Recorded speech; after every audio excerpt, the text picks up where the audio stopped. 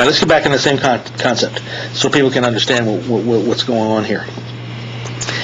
As far as your Jan-March contract is concerned, what would make you think that the March would be a better value than the Jan? I mean, some kind of genie comes in there out of the bottle and says, hey, this March is going to be better value than the January, so let's buy the March and sell the Jan. Mm-hmm. What's going to cause you to think it's better value? Well, there are a few things that would go into our decision-making process. You have technicals, which you're looking at more for entry and exit, and then if there is a fundamental factor out there that you could worry about possibly having a short squeeze or some... What might be one of those factors? Because there's going to be people watching this that don't know anything about commodity trading.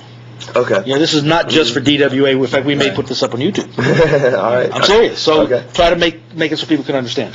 Essentially what you have is you have a cash grain market and then you have a futures market. And so the cash market would be like literally what the cost is of a, let's say, wheat. Yeah, if you went out and wanted to buy a bushel of soybeans today, what's it going to cost you today to buy that bushel? Exactly. The future market is... The futures market is going to be the contract whose underlying asset is that cash market grain. So in other words, how much is that basket of soybeans in March? Exactly. There we go. Exactly. Okay. So you have your March contract, which is going to be 5,000 bushels of beans, so they're going to charge you $8.41 just to throw out a price. And then so if you were in the cash market and you wanted to actually make a trade, you would have to come up with $8.41 5,000 times, and then you could buy your one futures contract of exposure in the cash market. Then you have freight charges, you also have interest, you have storage costs, so on and so forth.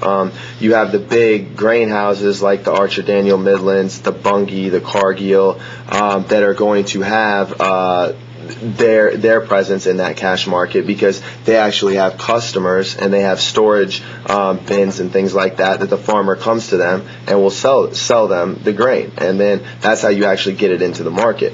Well, what they will then do is come into the futures market and then hedge their exposure. So the farmer is going to sell futures against his position, or somebody else might be buying futures due to their exposure of having to deliver these cash grains at a certain time in the future. So in other words, the farmer knows what his cost is today to grow his soybeans. Correct. He knows what that cost is going to be. He looks at the futures market and says, gee, if I can get a 15% gain in my product in March, I'll go ahead and sell that and lock it in now. Exactly. Then come March, he has to sell. He takes his beans that actually came to fruition and gives them to Cargill or Archer Daniel Midland at the prearranged price. Correct. Exactly. And so then he has the all of his costs, which he has now factored in. So what happens if when it comes time to harvest those soybeans, we had one heck of a, let's say it just keeps snowing. I mean, this is global warming. I mean, global cooling. And it just keeps snowing, and he doesn't get any beans. Now what happens? You better go out and find some of those beans. And then what you have is... Because he's already contracted to deliver those beans, right? Exactly. So so when it comes time for him to harvest, he's got no beans. Correct. He better go into the market somewhere and buy some beans because he's got to give them to... Correct. And he would have gotten long the futures now in order to hedge if the price continues to rise and he happened to sell the low. Well, he would have gone in and bought the futures, so then he has a little bit of profit that will then help him in getting that position off. So here's a farmer. He has a product, estimated what his yield would be on his crop. He went out, sold futures, let's say 6 months down the road, on what he expected his crop to be. Something happened. He took his, we said, 15% gain. And then what happened was he didn't end up with the crop he thought he would have, right? Correct. So then he had to then buy futures contracts to satisfy the yield he essentially promised to whoever he contracted those futures with, right? Yeah, well, hopefully, if he was making an agreement to sell the cash in the future, he would have come into the futures market and bought those futures. Okay, so in other words, he would have hedged himself. I sold my product already for 15% gain, but I'm going to take a piece of that gain and I'm going to buy futures here just in case I get stuck and I don't have anything to give him.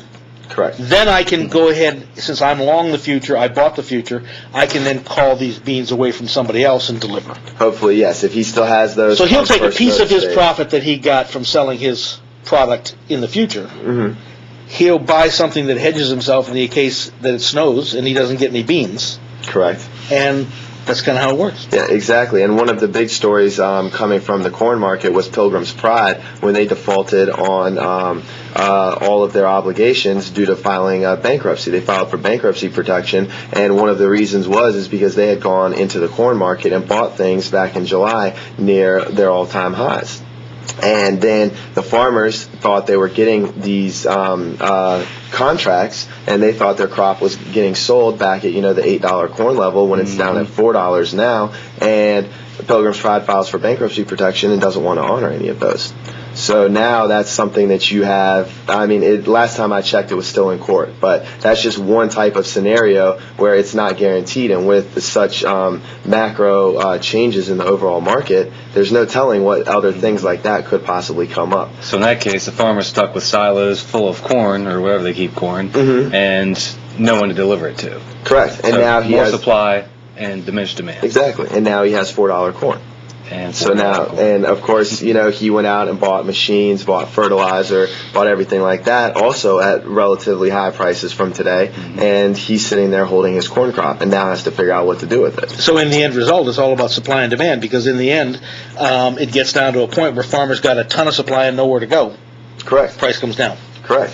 And with the futures exposure, for a lot of the time, my boss has specifically said, you can be right in the long run, but you need to focus on the actual market and the characteristics of the market, because you're going to have to trade it. Like, you're not a fundamental analyst. I mean, I have the privilege of speaking with a guy who's been in the business for 30 years, longer than I've been alive. So he does all that expert stuff, and then I'm more looking at price pattern and things like that, because with these overall factors into play, there's still people that might have to liquidate something, or they might need to buy something, and so they can shift the market. That's right. And you just so your don't- long-term perspective all of a sudden goes out the window, because the short-term, well, like the old saying is, the market can remain irrational longer than you can remain solvent. Yep.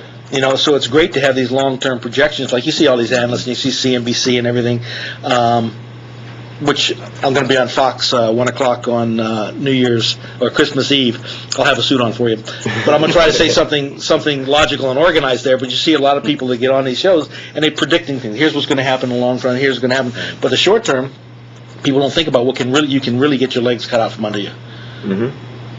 Yeah. Well, so we've seen an interesting thing, and this is more in the energies market, but this has been probably the most severe we've seen, contango in the energies market. Oh, Lord, here we go. Yep. You're going to have to explain that one. Well, and we'll do. Well, Nick can explain it. So Let's go to tape 3 before he explains what contango is.